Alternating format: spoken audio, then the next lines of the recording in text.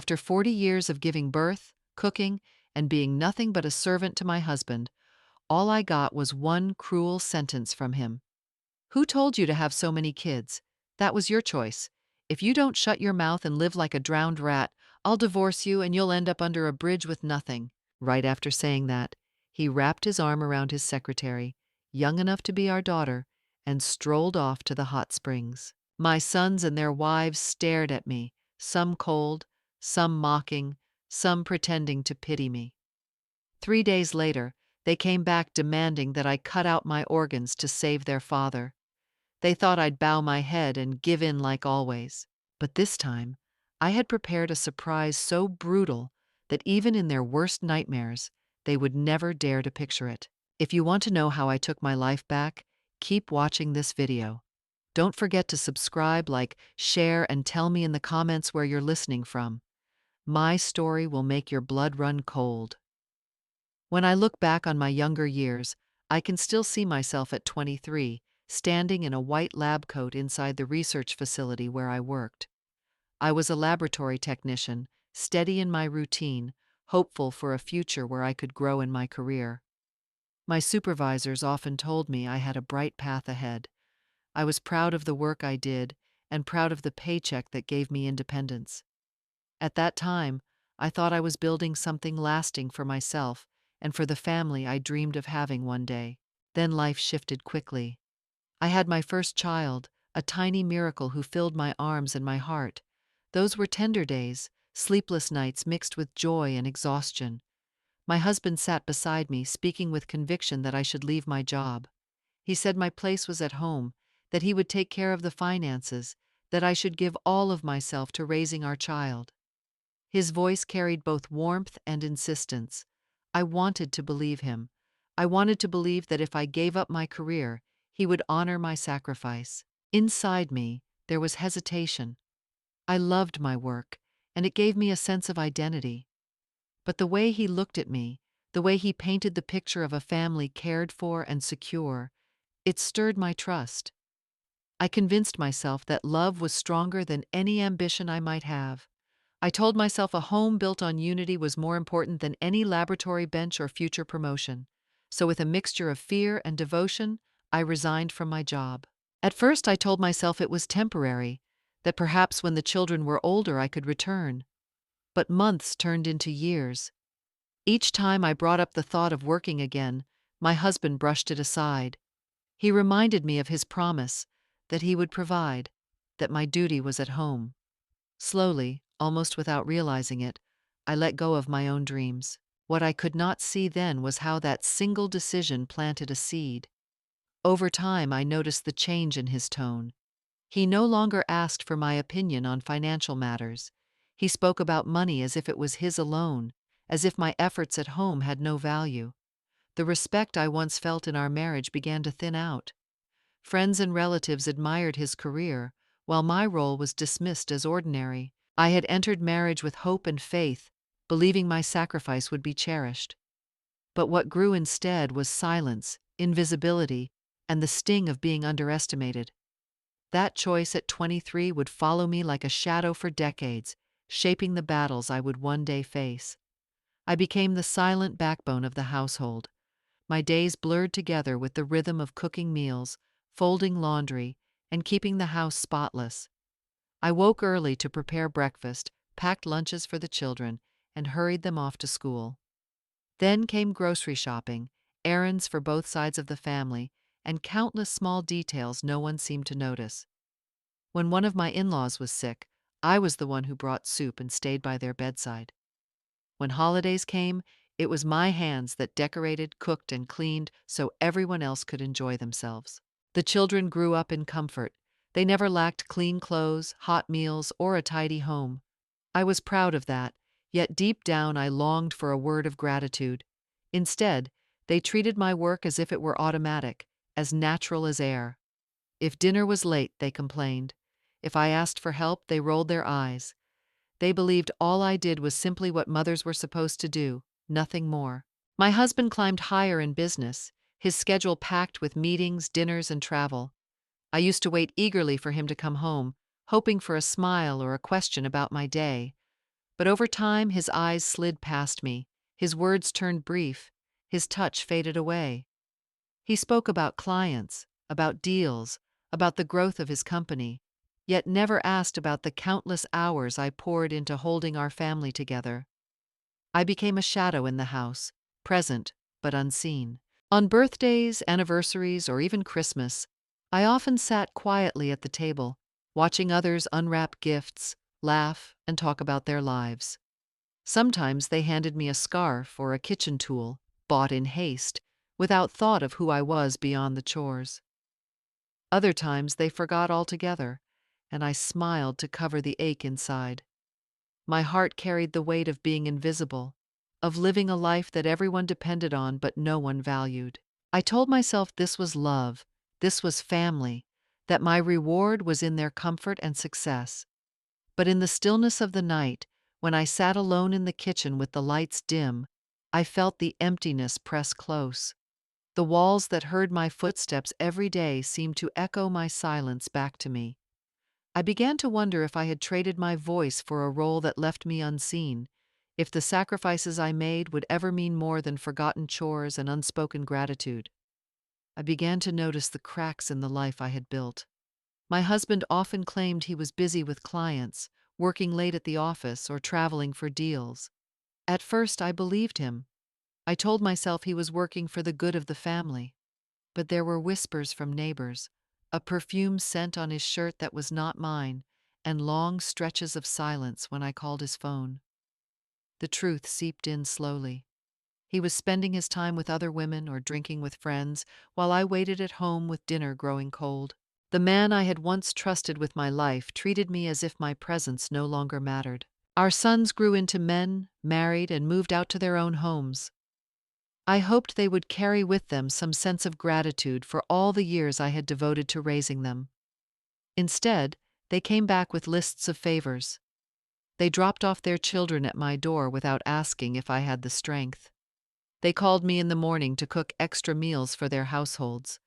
They handed me errands as though I had no life of my own. I tried to keep up, but the weight grew heavier with age. One evening, when I told my eldest that I was too tired to watch his children, his eyes hardened. He looked at me as if I had failed him, as if my refusal erased every sacrifice I had made for him since birth. He said I was no help at all, that I should be grateful to stay involved in their lives. His words cut deep, and yet he spoke them casually, unaware of the wound they left. Family gatherings became another reminder of my place on the margins. The men gathered around the table to discuss business, investments, and decisions for the future. I would try to join in, to offer a thought, but my words slid past them, ignored as if I were invisible. They spoke over me, laughed with each other, and left me in silence. My role was to serve food, to clean plates, to keep the children quiet while they decided what mattered. Each passing year showed me more clearly that my devotion was taken for granted. My husband no longer cared to hide his absence. My sons no longer valued my efforts. I stood in the middle of my own family, yet I felt alone, unseen, and dismissed. It was in those moments that I began to understand how betrayal is not always loud. Sometimes it is the quiet erosion of respect, the steady stripping away of dignity, until all that remains is the ache of being forgotten by those you once lived for. After I turned 50, something inside me shifted. The years of exhaustion and invisibility had taken their toll, and I could no longer ignore the quiet truth pressing against my heart. My life had been poured into others until nothing seemed left for me. One night, after another family gathering where my voice was lost in the chatter, I sat alone and whispered to myself that I could not keep living this way. If no one else valued me, I had to learn to value myself. I began in secret, almost timidly. I went to the library, borrowed books on finance, and sat at the kitchen table late at night studying compound interest and stock markets while the house was asleep.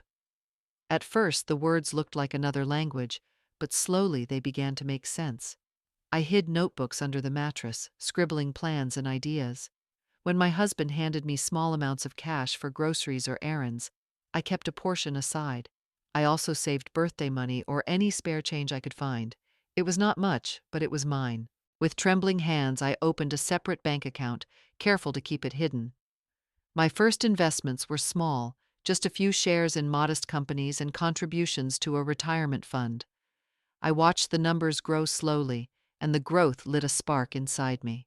The same patience I had once poured into raising children, I now gave to these quiet investments. Over time, I grew bolder. I learned about real estate and pooled resources with a few acquaintances to buy small rental properties. My sister, a widow who had weathered her own storms, encouraged me. She lent me some capital and gave me wise advice. She told me never to risk more than I could lose, to wait for the right moment, and to remember that independence was worth more than approval. Her words carried me when fear threatened to drag me back into silence. 10 years passed. While my husband and children believed I was only tending gardens, watching grandchildren, and preparing meals, I was building something invisible yet powerful. I reinvested profits, diversified my holdings, and moved with caution when opportunities arose. The market shifted, but I stayed steady, trusting both my research and my instincts. And then, one morning, I logged into my account and saw the number I had barely dared to dream of: $50 million. The wealth stood under my name alone, protected by law, hidden from the eyes that had always underestimated me. I sat back in my chair, the weight of decades pressing against me, and allowed myself to breathe. For the first time, I was no longer just a shadow. I was a woman with power of her own, quietly ready for whatever storm might come. Outwardly, nothing about me seemed to change. I still moved quietly through the house, stirring pots on the stove, wiping down counters, folding laundry with careful hands. At family gatherings, I served food, cleared plates, and smiled in the background. To my husband and my sons, I was still the same mild, dependable mother, a presence so familiar it barely drew notice. They thought my silence meant surrender, that my patience was the same as weakness. Inside, however, a different story was unfolding. I was no longer naive. I had seen my husband's betrayal, smelled the perfume on his shirts, felt the distance in his eyes. I had heard my sons speak to me as though I were a servant instead of the woman who had built their world. Each slight, each demand, each dismissal had peeled away the last illusions. I no longer waited for gratitude or change. I understood exactly who they had become and exactly what I meant to them. I also understood the law. Late at night, when the house was quiet, I read articles about marital property, inheritance, and divorce. I learned that assets held in my own name, bought with my own separate funds, could not be taken or divided. Each investment I had made, each account I had opened, stood safely apart. On paper, I still appeared as the housewife with no income. In truth, I had built a fortress of my own. My silence became my shield. I let them believe I was too tired to fight, too small to matter. I listened more than I spoke, watching their patterns, noting their mistakes. I kept my plans to myself, the way a seed hides under the soil until it is strong enough to break through. Each day I played my role, but inside I rehearsed a different ending. I no longer felt shame in this quiet strategy. Instead, I felt a growing strength, a calm like a held breath before a leap. I knew the law would protect what I had built. I knew my patience would one day become my weapon. They saw only a mother in an apron, a woman bent over a sink. They did not see the woman who had gathered power in her hands, waiting for the right moment to step forward. My silence was no longer the silence of defeat. It was the silence of preparation, of a woman readying herself for a transformation so complete it would leave them stunned. The trip was supposed to be a gift, or at least that was how my husband had presented it. He said we would take the whole family to a luxury ski resort, that it would be a chance to blend business with leisure. I packed the bags, arranged the details for the grandchildren, and told myself perhaps this time he truly wanted to enjoy us all together. I let my heart hope for a little closeness, a little warmth in the middle of the snow. On the second day, while everyone else was preparing for lessons on the slopes, I decided to walk through the resort village. The air was sharp, the snow glittered, and couples strolled by in their colorful winter clothes. That was when I saw him. My husband, the man I had lived beside for 40 years, walked past me with his secretary. Their hands were joined, swinging like young lovers, their heads tilted close as they laughed and whispered. They did not even try to hide. In that moment, the world tilted. My chest felt hollow, my breath stuck in my throat. All at once, memories rushed back. The late night calls he took in the other room, the sudden trips that stretched longer than they should, the faint scent of perfume that lingered on his suits. I had swallowed every suspicion, telling myself I was imagining things, that doubt was uglier than trust. But the truth stood there in front of me, hand in hand, mocking the years of loyalty I had given. Humiliation washed over me first. I thought of the children, the grandchildren, the people around us who might see. I thought of the woman I had become, quiet and dutiful, and how ridiculous I must look in that instant. Then the anger rose, sharp and burning. 40 years of meals, of sacrifices, of dreams set aside, all traded for a betrayal so brazen it left no room for excuses. He had not only broken faith with me, he had dragged my dignity into the snow beneath his boots. I stood frozen for a moment, my gloved hands clenched so tight I could feel my nails through the fabric. I did not call out. I did not chase him. I simply watched, and in that silence something hardened inside me.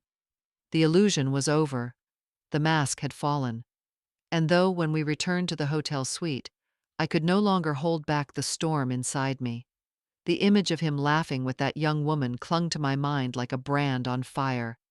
As soon as the door shut, I turned to him and demanded an answer. My voice trembled, but it carried decades of hurt.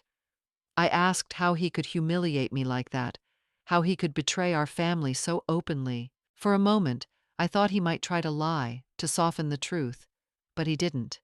He stood tall, his face cold, and with a voice stripped of any tenderness, he said he had been tired of me for years. He called me a shadow, someone who blended into the background of the house, invisible and irrelevant. His words cut deeper than any betrayal I had imagined. I stared at him, stunned, my chest tightening as if the air itself had vanished. I asked if 40 years meant nothing to him, if every sacrifice I made had been forgotten. He shrugged, almost bored, as if my questions were a nuisance. Then his tone sharpened, rising into a shout that echoed against the hotel walls. He warned me to stay silent, to keep playing the role of the obedient wife. He threatened that if I dared to fight back, he would divorce me and leave me with nothing. Those words struck like knives. My heart felt as though it had been torn apart, each syllable slicing through the trust I had carried all my life. I stood frozen, hearing the man I once loved reduce me to nothing more than a nuisance, a tool, an obstacle in his path. Yet beneath the pain, something unexpected stirred. His cruelty ripped away the last veil of illusion. I saw him clearly, perhaps for the first time. He had never truly seen me as his wife, as a partner, or as a woman with her own worth. To him, I was a convenience, a silent servant who could be dismissed with threats. The tears that burned my eyes did not fall. Instead, I felt a strange calm settle over me. His words, cruel as they were, became the push I needed to awaken. In that hotel room, under the weight of his disdain, I realized that my silence had protected him, not me, and I promised myself that night would be the last time he would ever see me powerless. My heart ached with fury and shame. I knew I would no longer look away. When the truth finally slipped out, I thought for a moment that my sons would rally to me. After all, I had carried them, raised them, given my youth and my strength to make their lives steady. But when the whispers spread and the evidence could no longer be denied, their responses cut me even deeper than the betrayal of my husband. My eldest waved his hand as if brushing away dust. He said I was making too much of it, that men having affairs was ordinary, nothing to end a marriage over. He told me I was dramatic, that I should let it go for the sake of appearances. His voice carried no outrage, no defense, only the flat tone of someone who could not be bothered to stand in my corner. The second son's wife leaned forward with a look of pity that felt worse than contempt. She said she felt sorry for me, but that I should forgive him, that peace in the family mattered more than my pain. She smiled as if offering comfort, yet every word pressed me further into silence, as though my dignity were expendable if it kept the dinners and gatherings from falling apart. Another daughter-in-law did not bother with pity. Her eyes scanned me with open disdain. She looked at me as if I were a foolish old woman, too outdated, too weak to keep her husband's attention. Her silence was louder than words, a judgment that hung in the room and made my skin burn. And my sons, all three of them, sat without a word. Not one of them raised a voice for me. Not one of them looked at me with respect or anger on my behalf. Their silence became its own betrayal, a proof that ungratefulness had long seeped into their bones. They had learned to take from me but never to defend me. I sat in that living room, surrounded by people who carried my blood and people I had welcomed into my home, and I felt more alone than I had ever felt in my life. My husband's betrayal was a wound, but my children's indifference was a deeper scar. It was then that I knew the bond I thought unbreakable had already been abandoned by them. That night, when the hotel grew quiet and the laughter of my family drifted away into their rooms, I lay in the dark and finally broke. The tears came hard and fast, soaking the pillow beneath me. But for the first time, my tears were not the tears of a woman begging for affection or clinging to illusions. They were a farewell, a goodbye to the naive girl who once believed love and sacrifice would earn respect. A goodbye to the loyal wife who thought endurance was enough to hold a family together. By dawn, I could not stand another moment under that roof. I packed my things in silence, left a note that I was going home early, and took a car back alone. The ride felt endless, snow-capped mountains fading into distance as the reality of my life pressed down on me. When I stepped inside our mansion, the house that others envied for its size and luxury, I felt only emptiness. The marble floors, the chandeliers, the tall windows, all of it cold, void of warmth, void of respect, void of love. For 40 years I had believed this place was a home. That morning I saw it clearly. It was only a gilded cage. I walked through the silent halls and whispered the truth aloud for the first time. I had been used. Every meal, every chore, every year I gave had been consumed without gratitude. They had taken my strength, my youth, my devotion, and offered me nothing but indifference and betrayal. The realization burned, but with it came a strange release. If they had never valued me, then I had nothing left to lose. I sat at the desk in the study, switched on my laptop, and wiped the last of my tears. My hands trembled, but my mind was steady. I typed into the search bar, "Unilateral divorce in the United States." Page after page opened before me. Legal terms, requirements, rights I had almost forgotten were mine. For years I had lived as if I had no choices. That night, staring at the glowing screen, I understood I did. I read about property laws, about the distinction between marital assets and separate ones. My investments, my accounts, my careful decade of preparation, they were mine, untouchable. The law confirmed what my heart had already decided. I could walk away. I could leave the role of shadow, of servant, of invisible wife. In the quiet of that cold mansion, I made a vow to myself. No more begging, no more waiting, no more pretending. The woman who once believed endurance was strength had cried her last tear. What remained was a woman ready to act. The days that followed were filled with a quiet determination. I moved through the house as I always had, my steps steady, my face calm. To anyone watching, I was the same woman who folded clothes and watered plants. But behind closed doors, I had begun a different kind of work. In the study, when no one was home, I opened the locked drawer and pulled out the files I had kept hidden. Bank statements, investment accounts, property deeds, retirement funds, all bearing my name alone. I sorted them carefully, placing them into folders, scanning copies, and storing them in places only I knew. Each piece of paper was a weapon, proof that I was not empty-handed.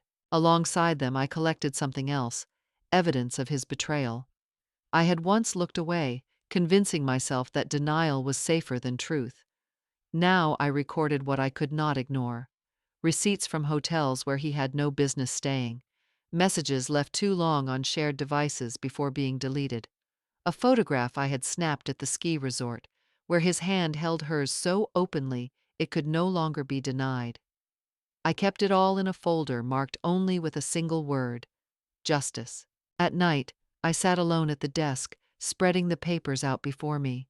The ache in my chest had hardened into something sharper, something that no longer begged for pity. The pain had become a flame. I did not just want to walk away, I wanted him to face what he had done, to strip away the mask of the honorable husband he wore in public. And more than that, I wanted my sons, those ungrateful men who had dismissed me, to see that their mother was not weak, not disposable, not a shadow. I whispered to myself as I stacked the evidence, words I had never dared to say aloud before. They will know. They will know that love cannot be trampled without consequence, that loyalty cannot be mocked without cost. For 40 years I had been silent, patient, forgiving. Now I was preparing to speak in the only language they seemed to understand: documents, proof, and the cold judgment of the law. With every paper I filed and every note I wrote, I felt my spine grow straighter. I was no longer afraid of losing them, because I finally saw that they had never truly been mine. What I had now was my own strength, my own foresight, my own fortress of evidence. And when the time came, I would not hesitate. The accident happened on a morning when the sky was clear and the slopes sparkled with fresh snow. He had insisted on showing off, eager to impress the young secretary who clung to his arm like she belonged there. I watched from a distance, my chest already tight with the bitterness of betrayal, when suddenly the sound of shouts cut through the crisp air. I turned my head just in time to see his body tumble violently down the slope, skis flying, limbs twisting in angles that made the crowd gasp. By the time ski patrol reached him, his face was pale, his groans sharp and desperate. They strapped him to a stretcher, rushed him down the mountain, and into an ambulance waiting below. Hours later, in the cold corridors of the hospital, the truth grew even harsher. The doctors spoke in clipped tones, explaining that not only had he broken several bones, but the scans revealed advanced liver failure. Without a transplant, they said, his life hung by a thread. The news rippled through the family like a sudden storm. My 3 sons arrived, their faces drawn but not with grief. I saw the calculation in their eyes, the way their questions turned quickly to what would happen with the company, the houses, the accounts. They hovered around the doctors and lawyers, their voices low and urgent, but not once did they kneel by their father's bed to simply hold his hand. I stood in the corner, unseen as always, watching their concern bend toward money rather than blood. Their father lay helpless, tubes running from his arms, his breath shallow, his once proud body reduced to weakness. And in that moment, I remembered his words, shouted at me not long ago in the hotel room.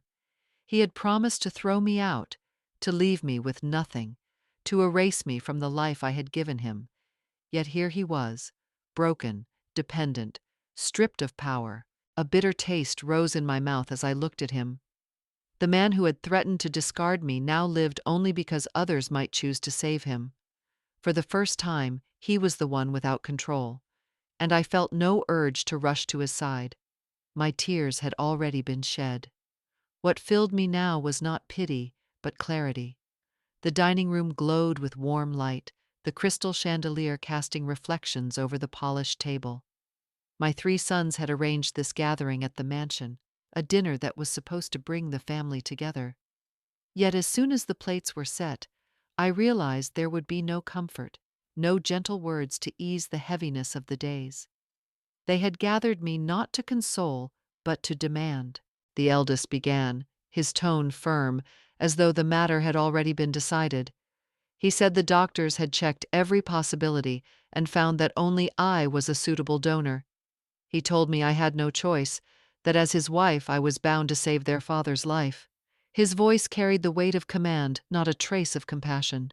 The second son leaned forward, his words wrapped in a cloak of reason.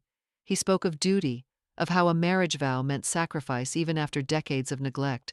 He spoke of family honor, of what the relatives would think if I refused. He painted my hesitation as shameful, as if the survival of the family name rested solely on my liver. Then came the youngest, his eyes sharp, his voice blunt. He did not bother with persuasion. He said outright that if their father died, the estate would descend into chaos. He warned me not to be selfish, not to put my pride above their inheritance. His words rang through the room like cold steel, revealing what truly mattered to them. Not love, not loyalty, but money. I sat at the head of the table, listening to the sons I had raised speak to me as though I were a tool to be used one last time. Their faces were serious, their voices urgent, but none of them reached for my hand, none of them asked how I felt. They had already decided my body was theirs to command. For a moment the silence pressed heavy on my chest. I looked at them one by one, these men who had once been small enough to fit in my arms, now grown and hardened by greed. I felt the ache of betrayal rise, but I did not let it show. Instead, I let a small smile curve across my lips, faint and unreadable. They mistook it for agreement. But for the audience who could see deeper, it was clear. My smile was not surrender. It was the quiet signal of a plan already in motion.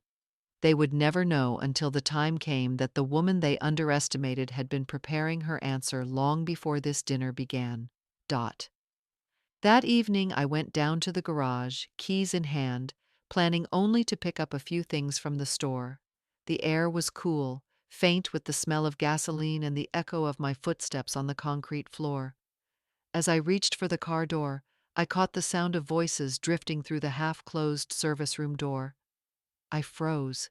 It was my sons. Their tones were low, conspiratorial, the kind of whispers men share when they believe no one is listening.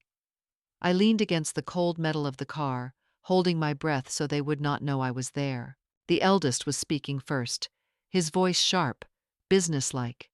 He said they needed to think ahead, to prepare for what would happen if their father recovered.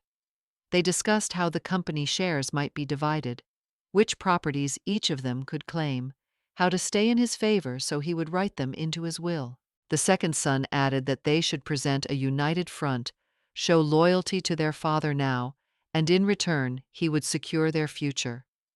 His words dripped with calculation, every phrase about money and power, not about life or family. Then came the youngest, his tone cruel in its bluntness.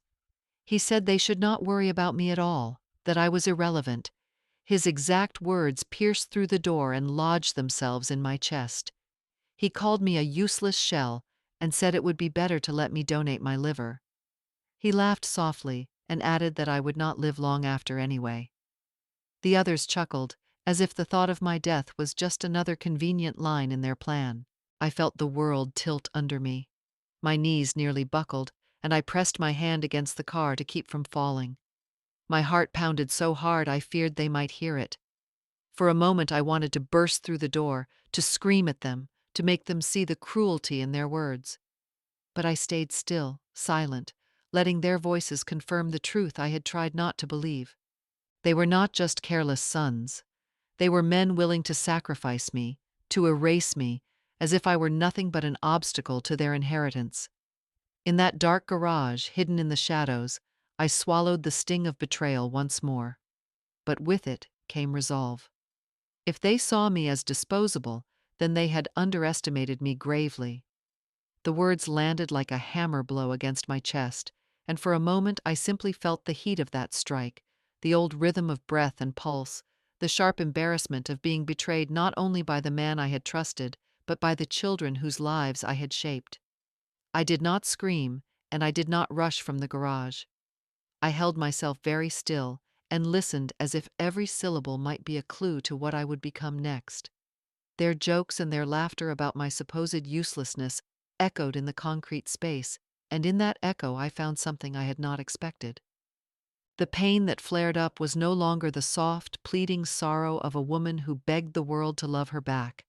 It hardened into a furious ember, a small but steady fire that refused to be snuffed by their casual cruelty.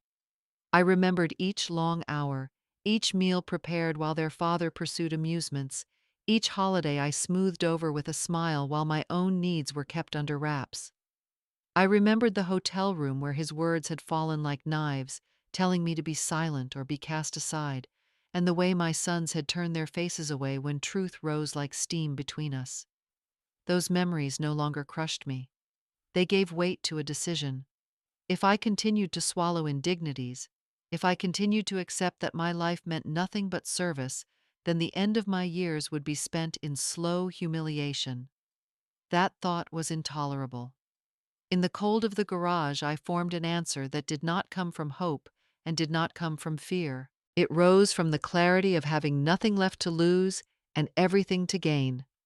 I did not promise revenge in a loud way. I promised myself a different kind of reckoning. I would not beg for their affection, and I would not allow their calculation to decide the temperature of my days. Instead, I would take the instruments of order and law and use them as shields and as means. I would gather proof, organize papers, call professionals who understood how to translate quiet courage into firm steps. I would not be rash. I would not be vengeful in a petty sense. I would be deliberate and relentless. The small fire inside me burned and then grew steadier, a lantern rather than a flare. I imagined standing before them later, not pleading, but presenting truth in a way that made denial impossible. I imagined walking away with my head held high, or staying to see them stripped of the comfortable assumptions they had used as armor. In that image, I felt my posture straighten, my shoulders lift from the arc of resignation they had carried for so long. I whispered to myself without sound a simple vow that felt like a declaration. If they wanted a useless body, I would not give them one. I would show them the life of a woman who had learned how to convert patience into power. I would show them what happens when the quiet are no longer silent. I walked upstairs slowly, my steps calm, steady, as though nothing unusual had happened in the garage. To anyone watching, I was the same mother retreating to her room after dinner. But inside my chest, a new rhythm had begun. I closed the door softly, sat at my desk, and opened the laptop. My fingers moved without hesitation, typing in the number of a lawyer I had researched weeks before but never dared to call. Now I dialed. My voice was even, steady, when I asked for a consultation about filing for divorce on my own terms. When I ended the call, I turned to the files I had kept hidden for years. I opened the folder marked with my initials, and the documents lay before me like a secret army. Stock certificates, property deeds, savings accounts, all legally mine, all carefully protected. Then I logged into the private account I had built over a decade of quiet patience. The numbers glowed on the screen. $50 million. Every cent earned, invested, and grown under my own name. Money my husband and children knew nothing about. Money that no court could take from me. I leaned back in my chair, letting the weight of that realization sink in. They thought I was powerless, a woman with nothing but memories to her name. In truth, I had built a fortress brick by brick, hidden behind my silence. Now that silence would break. The next step was preparation. I called the bank in the city, speaking in careful tones, arranging the groundwork for transfers. They confirmed what I already knew. The accounts were clear, the funds untouchable. With the right signatures, I could move them abroad. I requested discreet paperwork to begin the process. My instructions were calm, my tone polite, but in my heart I felt the tremor of a storm rising. I imagined their faces, the husband who once told me I was nothing, the sons who treated me like a servant, the daughters-in-law who smirked behind polite words. They believed I would bow, that I would offer my body, my silence, my very life for their convenience. But what waited for them was not obedience, it was revelation. For the first time in decades, I felt control settle into my hands. The audience watching me would understand. This was not merely a story of betrayal. This was the turning point. The moment when the woman they had dismissed as a dead mouse became the one holding all the pieces of the game. And soon, they would see just how costly their arrogance would be. The next morning I dressed quietly, as though preparing for an ordinary errand. But instead of the market or the bank, I drove into the city and parked in front of a discreet office tower. My heart pounded as I took the elevator to the 6th floor, where a small plaque bore the name of a family and property law firm. I had rehearsed this moment in my mind, yet stepping through the glass doors still felt like crossing a line from which there was no return. The receptionist greeted me kindly and led me into a private room. Soon after, the attorney arrived, a composed woman with sharp eyes and a calm voice. She invited me to sit, folded her hands on the desk, and listened as I spoke. My voice shook at first, but once the words began, they spilled freely. The infidelity, the threats, the years of silence. I showed her the photographs from the ski resort, the hotel receipts, the emails I had quietly gathered. She examined them one by one, nodding with quiet certainty. When she finally spoke, her tone was firm. She explained that I had every right to file for divorce on my own. The law in the United States recognized unilateral divorce, and my situation carried clear grounds: adultery, emotional neglect, financial threats. More importantly, she reminded me that the investments, accounts, and properties in my own name remained mine alone. No matter his threats, he could not erase me with the stroke of a signature. I felt the knot in my chest begin to loosen. For so long I had believed his words, his power, his control. Now I saw them for what they were: empty threats, meant to keep me afraid. With the law on my side, I was not powerless. Together, we prepared the first set of filings. She guided me through each form, each page, ensuring the evidence was attached: the photographs, the receipts, the email copies. Every paper I signed felt like a stone laid into the foundation of a wall I was finally building for myself. When I placed my name at the bottom of the petition, I felt my hand steady. It was no longer trembling. As I left the office, the winter air outside felt different, sharper, almost cleansing. I had taken the first step. My husband's threats to throw me out with nothing were finished. The law itself now stood between me and his cruelty. This was not the end, but it was the beginning of a new chapter, one where I was no longer silent, no longer a shadow, but a woman who had begun to fight for her own freedom. I spent the following days gathering every piece of paper that proved the life I had built in silence. In the quiet of my study, I opened the locked drawers and spread the documents across the polished desk. Bank statements from the private accounts I had opened years ago. Investment contracts with signatures bearing only my name. Property deeds with addresses neatly typed and recorded. Reports of dividends and annual returns from companies I had carefully chosen. Together they formed a map of the fortune I had nurtured in secrecy, a fortune that now stood at $50 million. When I carried the files into my lawyer's office, she examined each one with the meticulous eye of someone who understood the weight they carried. She flipped through the statements, checked the seals on the property deeds, scanned the dates on the investment papers. Then she looked up at me with certainty. She explained that under American law, assets acquired independently, from funds separate from the marriage, remain the sole property of the individual. My fortune was untouchable.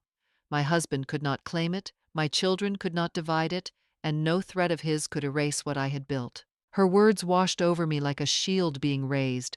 For decades I had lived under the shadow of being discarded, stripped of everything. Yet here was proof that the opposite was true. I was not the powerless one. He was. To protect myself further, I prepared complete records. I requested detailed statements from the banks, updated reports from the investment firms, and certified copies of the real estate titles. I placed them in folders, each labeled, each cross-checked, so that if anyone tried to argue the money was family property, the evidence would silence them. There would be no loophole, no room for doubt. That night, when I sat back in my chair and looked at the folders stacked neatly before me, I felt something stir inside. All those years of being overlooked, dismissed as a shadow in my own home, had led to this moment. I had been building a treasure chest while they believed I was nothing. They had mocked me, underestimated me, and now they would face the truth. For the audience who followed my journey, it was a moment of vindication. The woman once silenced and belittled had become the one holding the keys to wealth beyond their reach. My so-called weakness had hidden a strength that would change everything. In the weeks that followed, I moved with the same quiet rhythm as before, yet every step carried a hidden purpose. To my husband and children, I was still the woman folding laundry, serving meals, and visiting the hospital when duty called. But beneath that disguise, I was building the bridge to a life they could not imagine. My first task was to secure freedom of movement. I visited a government office under the pretense of running errands, carefully submitting the paperwork for a new passport and visa. I spoke politely, blending into the crowd, ensuring that no familiar face could connect my name with the documents I was preparing. Each form I signed was another brick in the foundation of my escape. Next came the money. I arranged private calls with an international bank, my voice steady as I confirmed the steps needed to transfer my fortune. $50 million, every cent earned through patience and foresight, would soon be moved into a personal account in Monaco. The bankers assured me of confidentiality, and I insisted on discretion, knowing full well that one careless whisper could undo everything. When the final confirmation arrived by encrypted email, I sat back in my chair, heart pounding. For the first time in years, I felt untouchable. But wealth without a destination was not enough.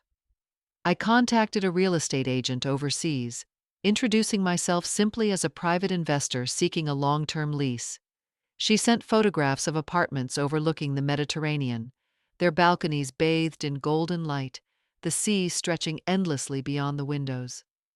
I studied them late at night, my fingers tracing the outlines of rooms that would soon be mine. One in particular caught my breath. A spacious apartment with marble floors, high ceilings, and a terrace that opened directly to the sea breeze.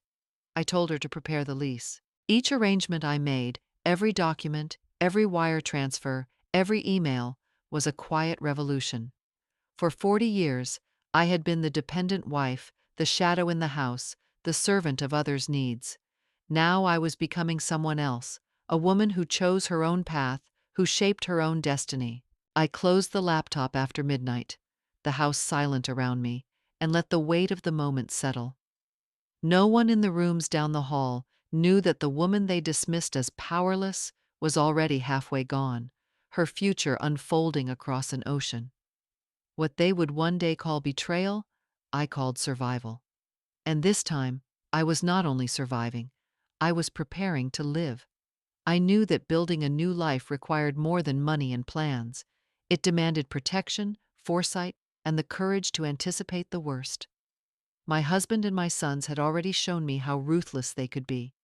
If I left without preparing every angle, they would try to tear me apart in court, painting me as unstable, unworthy, or even deceitful. So I began laying down a defense that would outlast their schemes. The first step was security. I hired a technician under the guise of updating the house system. Within a week, discrete cameras were installed in the hallways, kitchen, and garage, all connected to a cloud account only I could access. I knew how quickly tempers could flare, how accusations could twist, and I wanted the truth preserved in video, out of their reach. If they tried to harm me, silence me, or stage a scene, the evidence would already be saved. Next, I sat with my lawyer and drafted the documents that would carry my voice even if I vanished. We signed power of attorney agreements, giving her authority to handle every legal matter on my behalf. If something happened to me, she could file motions, block transfers, and protect my estate from greedy hands. I looked into her eyes as I signed, and she nodded solemnly. It was not just paperwork, it was my shield. Late one night, I took out a pen and began to write. Not an email, not a typed page, but a letter in my own handwriting, with each word heavy with memory and truth. I wrote about the years of emotional abuse, the insults, the way my husband belittled me, the way my sons dismissed me. I wrote about the threats to throw me out, the pressure to sacrifice my body, the cruel laughter that still echoed in my ears. I sealed the letter, marked it for the court, and placed it in a folder with instructions to be delivered if anything happened to me. It was my testimony, my truth, written so they could never erase it. As I organized these defenses, I felt the difference between fear and strength. This was not the work of a victim running away. It was the strategy of a woman who had decided that every trap laid for her would be dismantled before it was sprung. I was not simply preparing an escape. I was making sure that the people who once held power over me would find every path blocked. They believed I was defenseless. They believed I had no fight left in me. But when the time came, they would discover that my silence had not been surrender. It had been preparation, and the first strike would already belong to me. The night before I left, the house was silent. Each of them was lost in their own world, assuming I was in mine. The quiet shadow in the kitchen, the silent figure in the background. They had no idea that my bags were already packed, my papers already signed, my future already waiting across the sea. I stood in front of the refrigerator, a pen in hand, and thought about all the years I had filled this kitchen with meals, all the mornings I had stood here brewing coffee, all the nights I had cleaned it alone after their laughter had faded upstairs. I wrote just one sentence on a piece of paper and taped it to the refrigerator door. "From now on, take care of each other. I have done enough." The words were simple, sharp as glass. No long explanations, no pleas for understanding, no anger spilling out. Just a declaration, final and unshakable. It was stronger than any scream, colder than any insult, a truth that needed no decoration. I knew they would read it in the morning, blinking in disbelief, searching for the woman who had always been there to hold their lives together. And instead of finding me, they would find those words, an echo of my presence and the sign of my absence all at once. For years they had dismissed me as if I were nothing more than a servant, a machine to cook and clean, a body to exploit, a shadow to ignore. That paper was the last reminder that I had never been their property, never their prisoner. By leaving it behind, I was ending my role as their caretaker and announcing myself at last as free. I stood there a moment longer, looking at the note against the silver door, and I felt no regret. There was no sorrow in my chest, no tremor of fear. Only a calm pride, the kind that comes when a burden is finally put down. Tomorrow they would wake and see not a mother to command, not a wife to control, but a message that cut deeper than any curse. I was done. And beyond that paper, beyond the silence of that cold mansion, waited the life I had chosen. Not weak, not defeated, but strong, deliberate, and wealthy enough to never need them again. Dot. The phone rang just after dusk, its sharp sound breaking the stillness of my room. I picked it up, already knowing who it would be. On the other end was my eldest son, his voice tight, strained, the edge of command cutting through the line. "Mom, you have to come to the hospital right now. The doctors say only your liver is compatible. If Dad dies, everything will fall apart." Before I could answer, the second son's voice broke in, insistent, almost pleading, yet laced with the same demand. "This is your duty, Mom. Think of the family, think of all of us. You can't turn away now." Then the youngest chimed in, his tone more urgent than compassionate. "Everyone is depending on you. If you don't step up, what will happen to us?" I listened in silence, the chorus of their voices overlapping, a storm of expectation pressing down on me. Once their words would have pierced my heart, would have sent me rushing to serve, to sacrifice, to give more of myself until nothing was left. But not this time. When I finally spoke, my voice was steady, stripped of emotion, colder than they had ever heard. "My sons, I owe nothing to your father, and I owe nothing to you. The one who is dying is not me, but the life of greed and arrogance he chose to live." The line fell into silence. For a moment I imagined their faces, shocked, confused, unable to comprehend a mother who no longer bent under their weight.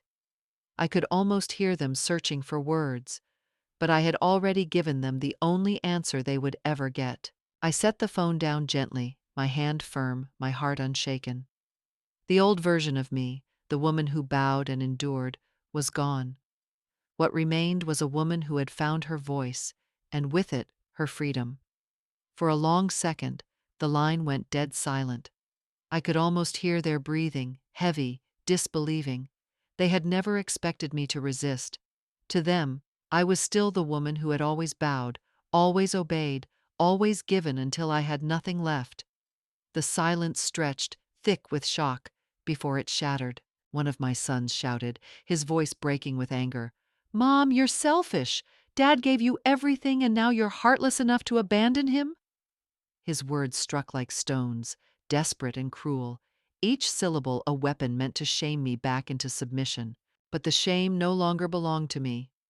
My reply came sharp, measured, each word steady as steel. "Everything? He only took from me. He never gave me anything but contempt." The truth hung between us like a blade, slicing through decades of lies. I could feel them flinch on the other side, though none dared to answer. For the first time, I had spoken the words I had swallowed all my life, and they landed heavier than any scream could. The silence that followed was deeper than before, a silence not of disbelief, but of defeat. I knew what they wanted to say. I knew they would scramble for arguments, for accusations, for whatever thread of control they could still cling to, but I would not let them. Without another breath, I lowered the phone from my ear and pressed the button to end the call. The screen went dark. No chance for them to twist my resolve, no room for their manipulations to creep back into my heart. I sat for a moment in the quiet, my hand still resting on the receiver, and let the calm wash over me.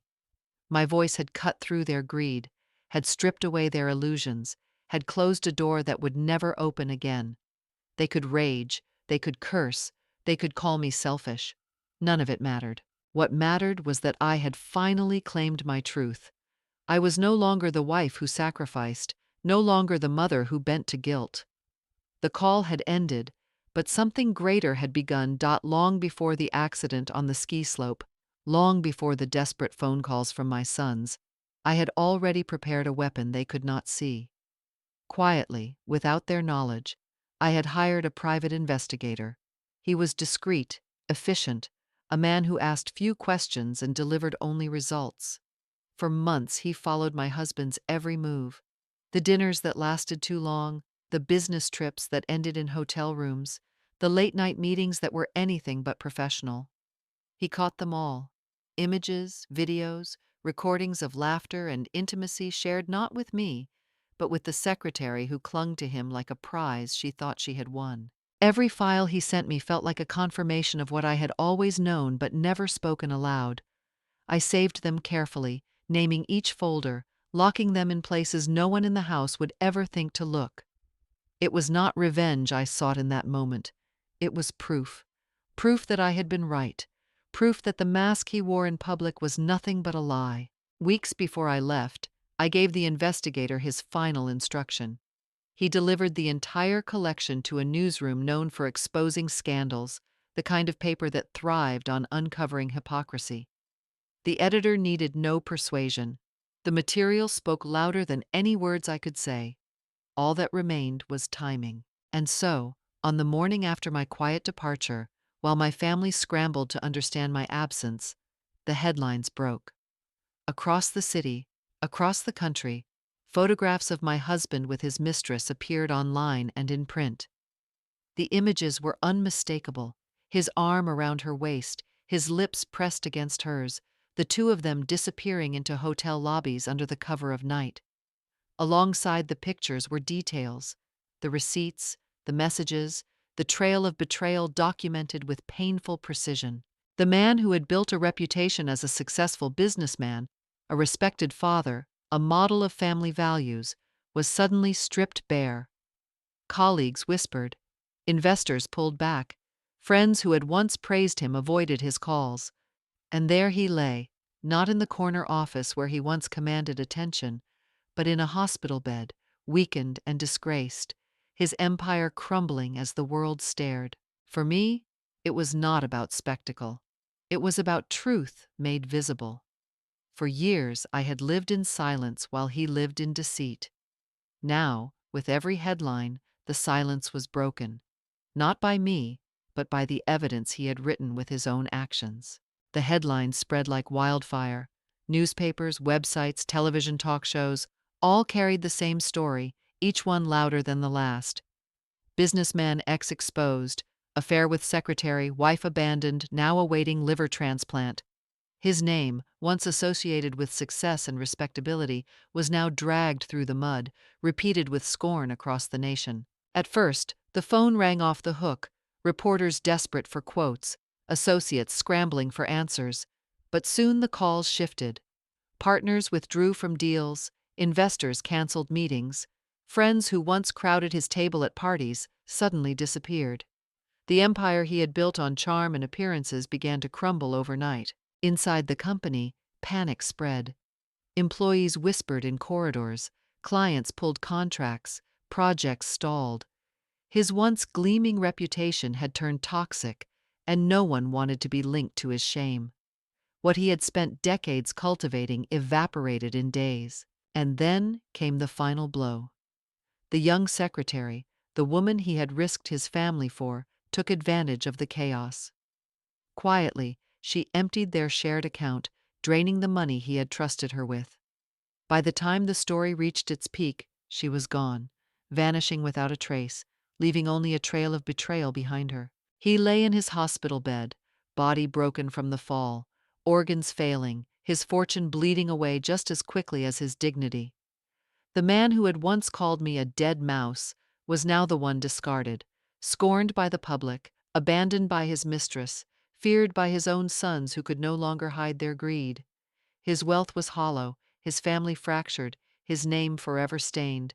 For society, he became a cautionary tale, a man who had everything yet lost it all because he valued nothing but power, pleasure, and pride. For me, it was a moment of clarity. I did not need revenge in the form of screams or tears. The world itself had delivered the sentence. After ending the call, I stood for a moment in the silence of that cold mansion.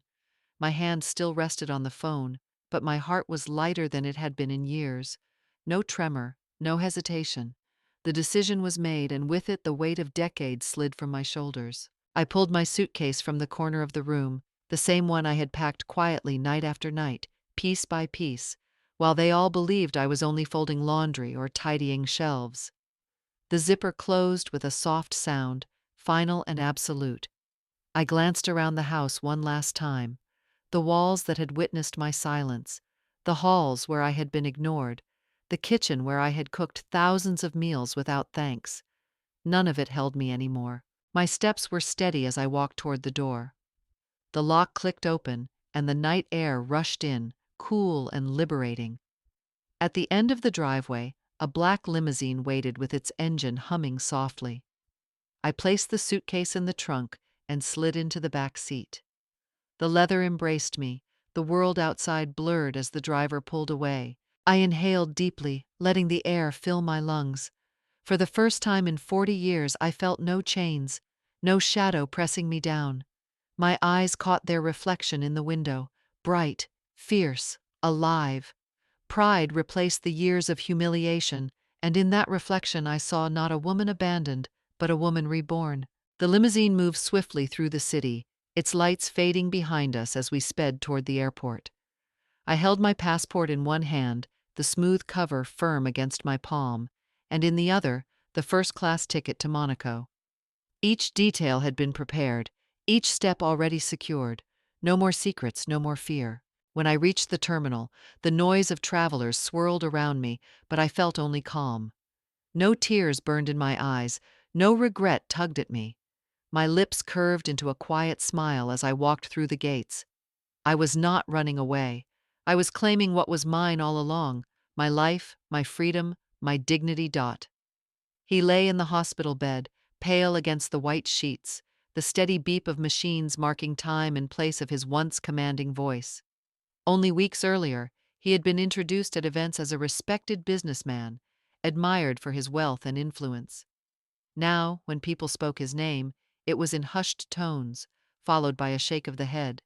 He was no longer seen as a man of success, but as a fraud, a cheater, a husband abandoned by the very woman he had mocked and betrayed. The collapse came swiftly. Partners who once toasted him at banquets withdrew overnight. Contracts were cut, deals suspended, and shareholders rushed to dump their stock as headlines filled the business pages. His empire, once thought indestructible, crumbled like paper in the rain. The offices that had once echoed with his authority now whispered with scandal. Employees avoided his name, afraid to be associated with a sinking ship. And as if public humiliation were not enough, the final betrayal came from the woman he had risked everything for. The young secretary, who had clung to his arm in ski resorts and hotel lobbies, disappeared the moment the scandal broke. Quietly, she drained the joint account he had foolishly trusted her with. By the time he realized, she was gone, leaving him nothing but debt, disgrace, and the bitter taste of abandonment. In the sterile light of the hospital, he was stripped of everything he had used to define himself. Money, gone. Career, destroyed. Family, divided beyond repair. Even his health betrayed him, his failing liver tying him to a bed where he waited for a donor who would never come. His wife refused. His children, greedy and cold, looked at him with fear and calculation rather than love. The price was not death. Death would have been merciful.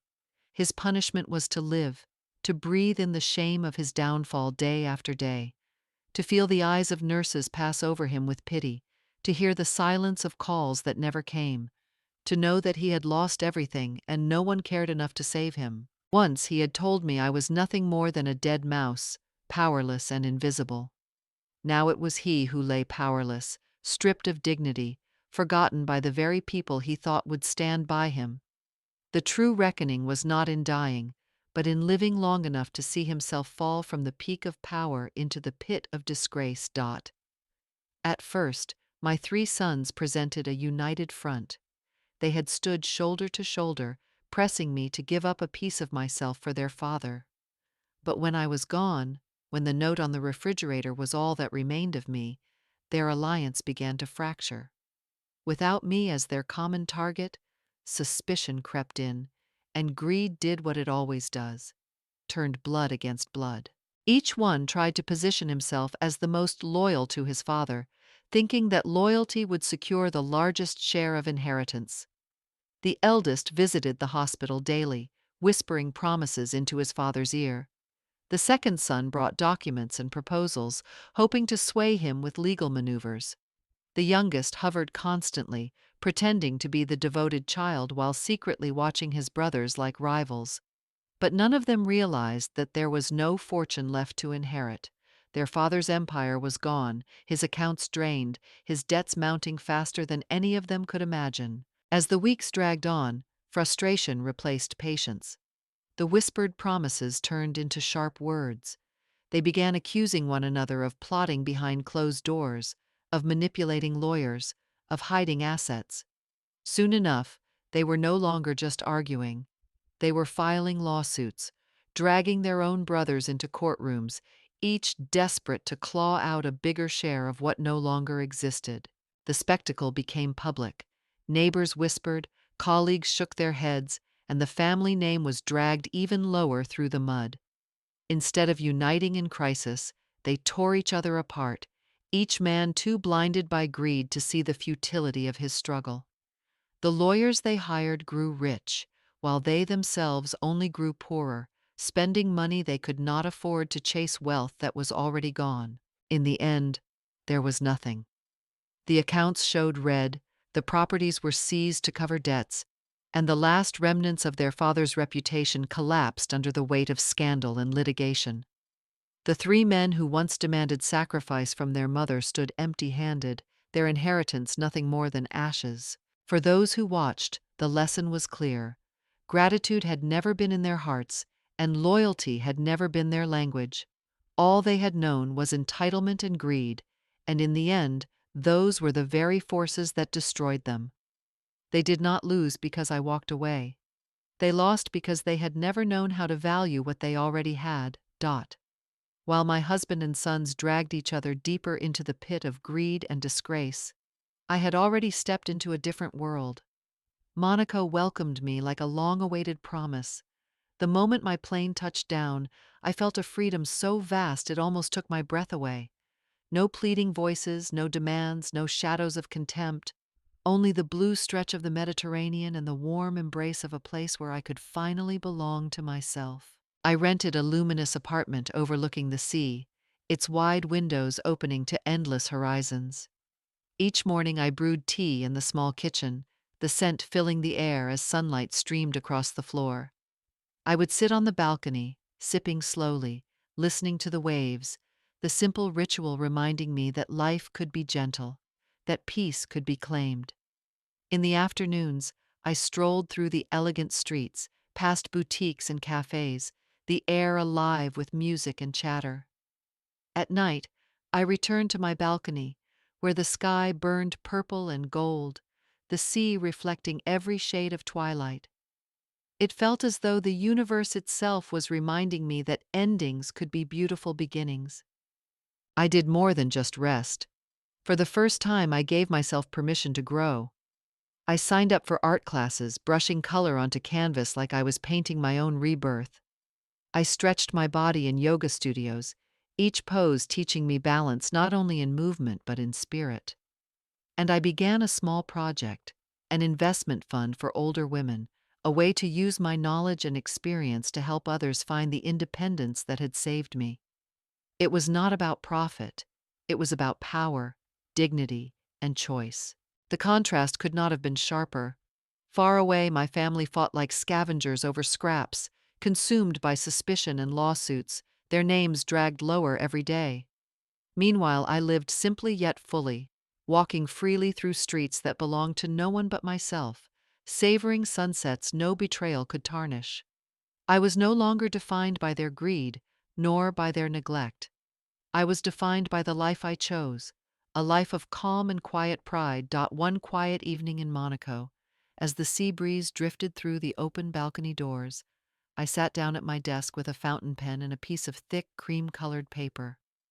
For all that I had gained, for all the freedom and peace I had finally claimed, my thoughts turned back to one person who had been there at the very beginning of my journey: my sister. It was her wisdom, her steady encouragement, her small but crucial loan of money years ago that had lit the path I followed. Without her, I might still have been trapped, or worse, left with nothing. I let the ink flow slowly, carefully choosing my words. My dear sister, if it hadn't been for you, I would have nothing today. Your advice, your belief in me, and your generosity saved me from a life of despair. I want to thank you in a way that words alone cannot. Please come to Monaco for a week. Let me share with you the life you helped me create. It would mean the world to me. I folded the letter with care, sealing it with the quiet reverence of gratitude. It was not just an invitation, it was a bridge, a way to honor the bond that had never been broken, even when so many others had failed me. When she received the letter, I was told, her hands trembled as she read. Tears filled her eyes, running down her cheeks as she whispered aloud, "I always hoped she would find her way." The choice she had made years ago, to lend her strength, to believe in her younger sister, had borne fruit greater than either of us could have imagined. Days later, in Monaco, I stood at the marina as she arrived. The years had softened her face, but her eyes were the same, warm, unwavering, filled with love. We embraced tightly, both of us holding on longer than words required. That evening, we sat on the terrace of my apartment overlooking the Mediterranean, 2 glasses of wine in hand. As the sun sank into the sea and painted the sky in hues of orange and violet, we smiled at one another. It was a simple scene, yet it carried a weight that no riches could equal. The world had taken much from me, but it had not taken this: the bond of 2 sisters, the trust that had once saved me, and the gratitude that had brought us back together. For the audience, it was the thread of humanity woven through a tale of betrayal and revenge. Even when family turned cruel, I had found family still, in the sister who believed in me and in the love that endured. In the end, the scales of life had shifted in ways no one in my family could have imagined. The man who once spat the words "dead mouse" at me now lay in disgrace, stripped bare before the world. His business empire crumbled, his reputation destroyed, his mistress vanished with what little remained. Where once he had stood tall as a man of influence, he now lingered only as a cautionary tale, the kind people whispered about with pity and contempt. My 3 sons, who had once looked at me as nothing more than a servant bound to serve their needs, turned against one another. They had dreamed of inheritance, of wealth falling easily into their hands, but what they found instead was emptiness. Suspicion grew among them, Bitterness spread, and all they inherited was a legacy of shame. Their lawsuits and squabbles left them more broken than before, each one a reminder that greed cannot build, it only destroys. And then there was me. For decades I had lived in silence, cooking meals no one thanked me for, cleaning rooms no one noticed, serving a family that never truly saw me. To them, I had been invisible, a presence taken for granted, but no longer. I had stepped out of that shadow and into the light of my own making. With my fortune secured, my dignity restored, and my freedom intact, I began a new chapter, not as someone's wife, not as someone's mother, but as myself. A woman defined by her strength, her choices, and her refusal to be diminished. I often sit on the balcony of my home in Monaco, the Mediterranean breeze on my face, and think of the women who might still feel trapped as I once did. To them, I say this: never believe you are too old to take back your life. Independence, especially financial independence, is not a luxury, it is survival. It is the key that unlocks the door to dignity, to freedom, to peace. So I leave my story here, not as an ending, but as an invitation.